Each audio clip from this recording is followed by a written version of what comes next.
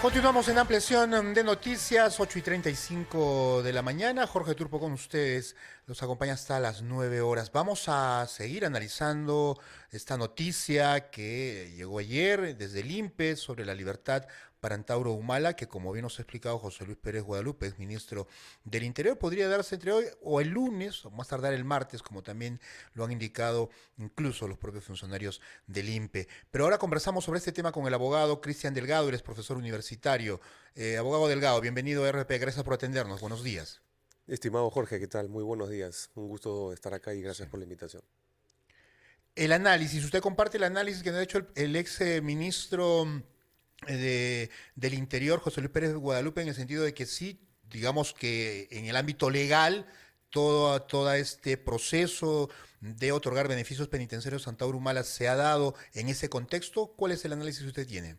Bueno, en primer lugar, yo comparto, vamos a decirlo así parcialmente, lo que se ha comentado. Es cierto que están existiendo una cantidad de comentarios, de opiniones, las cuales son muy válidas todas, pero yendo precisamente al caso hay que hacer un divisor de aguas, estimado Jorge. ¿Por qué? Porque si bien es cierto, es una competencia, una facultad que tiene en este caso cada penal, cada recinto penitenciario y el INPE en general como sistema, de hacer este conteo, de hacer este trámite administrativo, o que de todo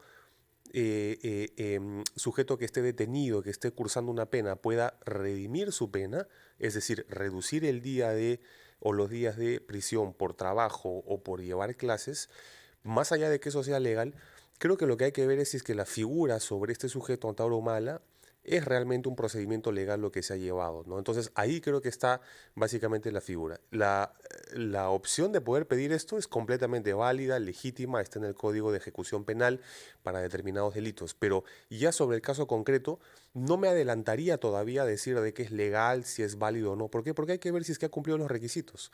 Como quiera que esto ha sido una comisión técnica, habría que ver cuál fue la interpretación, cómo así se hizo el conteo y si es que está probado o no que tuvo el trabajo correspondiente y la educación habiendo sido de repente pues aprobado satisfactoriamente para hacer este conteo que se está llevando a cabo, pues, ¿no? Sí, pero si esto hubiese ocurrido con otro interno, ¿también se habría tenido que proceder de la misma manera? Es decir, ¿o es porque se trata de Antauro Humala y por los delitos, además, por lo que ha sido sentenciado? No, para todo interno, para toda persona que esté, en este caso, cursando una ejecución penal, el cumplimiento de su pena, tiene derecho a pedir esto. Habrán delitos en los cuales no se puede pedir la redención de pena. Y como te digo, ya será una cuestión posterior a la revisión de lo que se ha arribado en esta comisión, que se podrá hacer pues por una acción judicial, como lo decía, por ejemplo, el doctor Lamas Puccio, un proceso de amparo, si es que se cumplieron o no los requisitos, ¿no? Básicamente el delito, por qué el INPE subsumió el homicidio dentro de la sedición, como para poder un poco facilitar, por así decirlo, este tema del conteo de plazos, pues, ¿no? Ahora, también en un análisis inicial se decía que es un juez el que debería determinar si se puede o no acceder a estos beneficios penitenciarios y no solo el INPE. ¿Eso ya queda claro o usted también, digamos, en su análisis considera que es un juez el que debería decidir si se otorgan o no esos beneficios penitenciarios? No, porque acá recordemos de que este señor está condenado. Está condenado y está ya cursando su pena. Este tipo de beneficios de alguna manera le corresponde al INPE, pero hay que ser acá un poco más preciso. Lo que se está haciendo en este caso al pedir la redención de la pena, lo que hace el INPE, estimado Jorge, es contar y, de ser positivo el análisis que hace, abrir la puerta y decir, ok, se hizo el conteo y listo, se cumplió el conteo o el cómputo con este sistema de redención y listo, sale. Entonces, no es tan cierto de que para todos los casos o todos los beneficios de alguna manera tengan que ser pedidos judicialmente o autorizados judicialmente, pero eso no me excluye de decir de que esta decisión administrativa no esté exenta de control. Claro que puede estar de alguna manera supervisada, vigilada y puede ser impugnada por el mismo Ministerio Público. Tendría que pedir de alguna manera hacer un informe, una revisión, si es que se ha hecho bien el conteo, lo que te comento, o también los propios familiares de los policías pues asesinados, ¿no? Entonces no está fuera de control. Entonces, por ahí podría, digamos, los familiares de las víctimas actuar en términos legales, digamos, ¿no? Todo en el contexto de la legalidad. E incluso en algún momento pudo haber, digamos, injerencia política en no haberle otorgado antes esos beneficios penitenciarios y demás, y ahora sí se dieron las condiciones. Ya en ese análisis legal político, ¿cuál es su apreciación? Sí, muy interesante lo que me preguntas, porque esto de acá es algo, y por favor, yo recuerdo el año pasado, el mismo actualmente ahora premier, el doctor Aníbal Torres, había comentado esto, ¿no? No ha sido hablando de Antauro Mala, no ha sido olvidado por el gobierno, sino que por el ordenamiento jurídico que tenemos no puede tener esos beneficios, no está sentenciado solamente por homicidio, sino por secuestro. Y en esos delitos no hay beneficios que usted menciona. A un entrevistador que es justamente uno de estos miembros etnocaceristas, uno de estos exmilitares. Entonces, haciendo yo un análisis político muy puntual, mi apreciación es de que lo que ha ocurrido acá no es una casualidad. Ayer tenemos el pedido de prisión preventiva de 36 meses, que parece que ya también viene el de la primera dama. Entonces casi la estrategia fue, bueno, vamos midiéndonos, ¿no? Yo ejecutivo y ustedes judicial, ¿no? Ministerio Público, a ver básicamente qué es lo que ocurre. Entonces es una estrategia, yo diría, ¿no? Y si tienes en consideración lo que acabo de leer también, de que incluso el mismo Premier dijo el año pasado de que, oye, por estos temas no se podía, ya queda clara la figura de un juego político, pues, ¿no? Ujú. Bueno, y le dejo planteada la pregunta, le pido que se quede con nosotros unos minutos más, en el sentido de el análisis, de que apenas se conoció la noticia, muchos decían, bueno, ya nuevo candidato a la presidencia en Tauro Humala. Vamos también a conversar sobre ese análisis, escuchamos a nuestros anunciantes y volvemos con nuestro invitado, aquí en Ampliación de Noticias.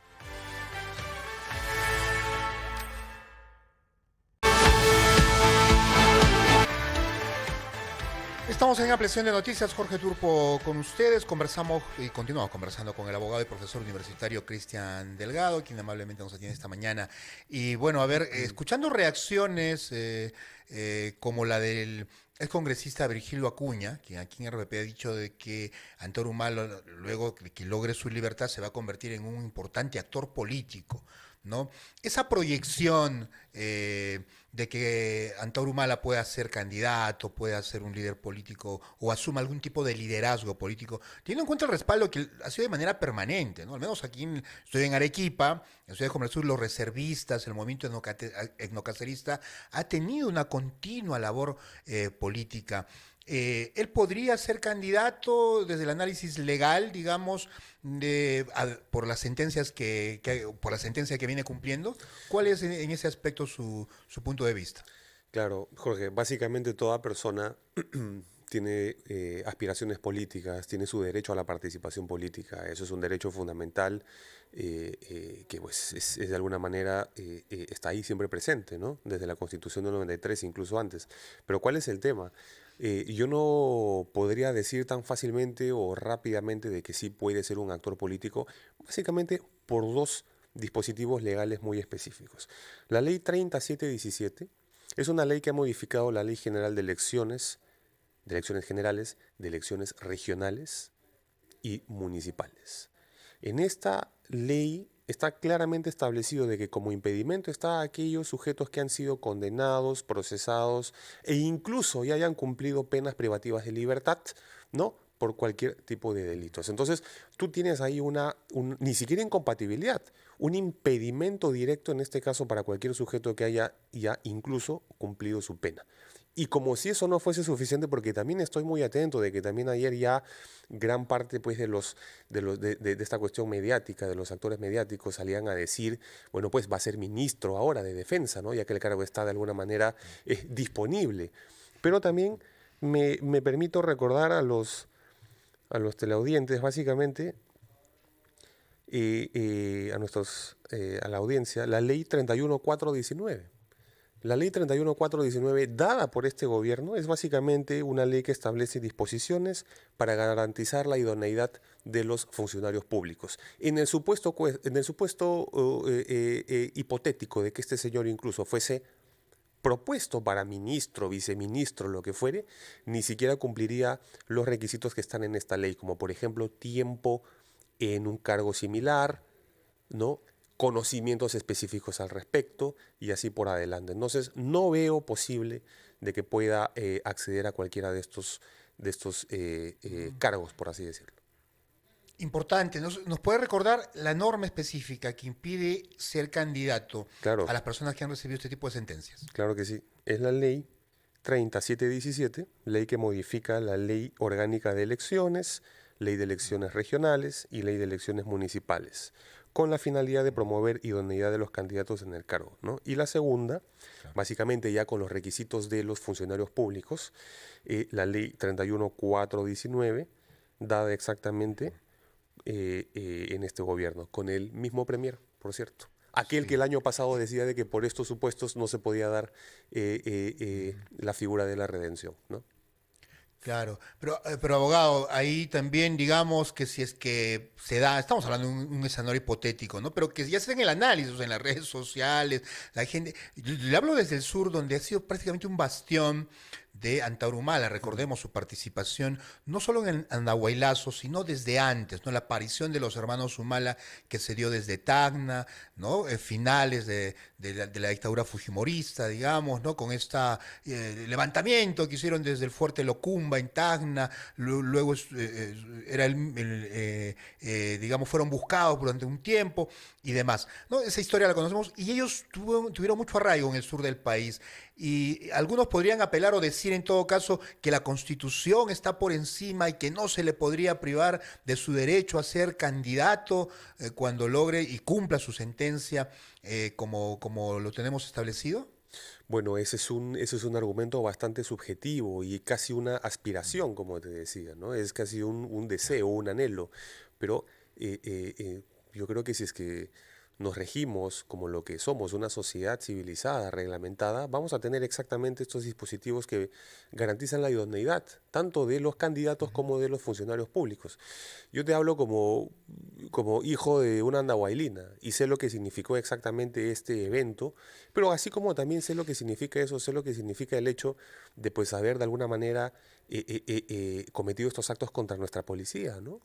Hay que ser muy honestos en lo que ocurrió. Y yo creo que este tipo, para un poco dar condensar un poco este análisis político, yo creo que lo que se está generando acá es más zozobra, más convulsión de alguna manera, pues porque de alguna forma esto va a suponer una agitación de un grupo de personas, como tú lo has comentado, en el sur. ¿Cómo acabará? No lo sabemos, ¿no?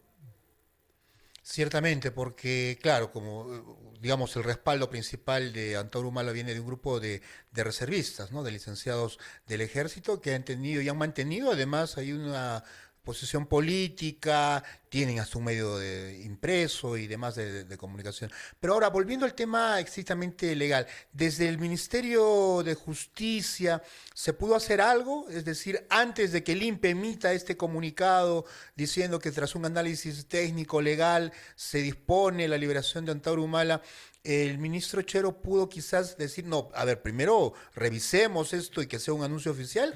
Esa figura se pudo dar, digamos, para dar señales de que todo esto se está haciendo de una manera, como ellos lo indican, técnica, legal y no hay una injerencia política. Sin duda, porque el INPE, por más de que tenga autonomía e independencia en cada uno de los recintos penitenciarios, que es ahí donde se hacen las solicitudes para este tipo de pedidos o requerimientos, más allá de eso, el Ministerio de Justicia como ente rector, bien pudo haber analizado, informado, incluso o haber hecho como que un predictamen, no lo sé, se me ocurre, porque hay especialistas de línea básicamente en lo que es materia penitenciaria y todo ello en el MINJUS. Claro que podría haber sido más que saludable, por así decirlo, haber hecho algún tipo de informe. Hasta este punto lo único que se sabe es de que hay esta resolución administrativa y nada más, este casi comunicado que salió ayer. No sabemos más sobre el expediente. La defensa legal del señor Antauro Malo comentó de que esto se había pedido como que hace 3 semanas, ¿no? Entonces, todas esas cosas por detrás de lo que se dijo ayer todavía no se sabe. Y yo creo que lo que debería ameritar acá es de que el Ministerio Público haga un pronunciamiento, pida la revisión de esta resolución y, de ser el caso, en su función de control, haga la acción correspondiente pues ante la judicatura, pues, ¿no? O, por otro lado, también los familiares. Digamos, bueno, lo que estamos hablando es de la figura de los beneficios penitenciarios. Digamos que la revisión de la sentencia y demás, eso ya está, digamos, consentido. No hay posibilidad de ahí de plantear una ampliación, que Antauro Humala permanezca más años de los establecidos, que son 19 años, ¿verdad? Sí, no, acá ya es una cuestión de una sentencia cumplida, ¿no? Ya en la ejecución de una pena. Y la ejecución de una pena amerita exactamente, se concluyó un proceso y por lo tanto se está llevando adelante pues el pago, por así decirlo, de esta pena, ¿no? Ujú. Al menos que haya otros procesos, digamos, en curso, A que no menos, es el caso, entiendo, ¿no? no es el Sí. caso, a menos que hay otros procesos en curso o a menos que pues incurra en otra actividad delictiva, lo cual llevaría todo un procedimiento de investigación y para que se llegue hasta una sentencia son años, Jorge, más aún en el Poder Judicial de nuestro país, pues, ¿no? Claro, bien. Bueno, le agradecemos mucho también su análisis. Solo volver hacia un punto, ¿no? El hecho del contexto en el que se ha dado esta situación. ¿Usted cree que vamos a seguir enfrascados? ¿Fue una medida, digamos, posiblemente distractiva, la que se ha logrado con este anuncio del INPE? Completamente. Y no sé si es que la inocencia o nobleza nos acompaña tanto o al gobierno como para que justamente ayer se haya cumplido pues todos estos requisitos y el plazo 15 minutos después de que la Fiscalía o el Ministerio Público pide detención preliminar, prisión preventiva. Entonces, no hay casualidades en estos temas. Creo que es una agitación discreta, por así decirlo, ¿no? Muy subrepticia, que al final de cuentas acaba contrariando lo que el propio Premier y parte de su gabinete dijo pues en el Congreso esta semana, ¿no? Es una estrategia, pensaría yo. Muy bien, le agradecemos mucho su participación y análisis esta mañana en Ampliación de Noticias. Y ¿Ah? gracias, Muy buenos Jorge. días. Muchas gracias. El abogado y profesor universitario Cristian Delgado ha estado con nosotros. Seguimos con toda esta situación, la coyuntura y el análisis y las diferentes reacciones que ha provocado el anuncio del INPE de haber otorgado beneficios penitenciarios a Antauro Humala Tazo y que en las próximas horas lograría su libertad. Estamos llegando a la parte final de Ampliación de Noticias. Viene Enfoque de los Sábados con Fernando Carballo. Él va a dialogar sobre la situación de las regiones con varios gobernadores regionales, así que atentos también a nivel nacional. Y también con el abogado Julio Rodríguez sobre la liberación de Antauro Humala y el pedido de prisión preventiva para Jennifer Paredes y otros involucrados en esta investigación. 8 de la mañana y 58 minutos. Nos despedimos. Viene antes el gran resumen de la hora y luego Enfoque de los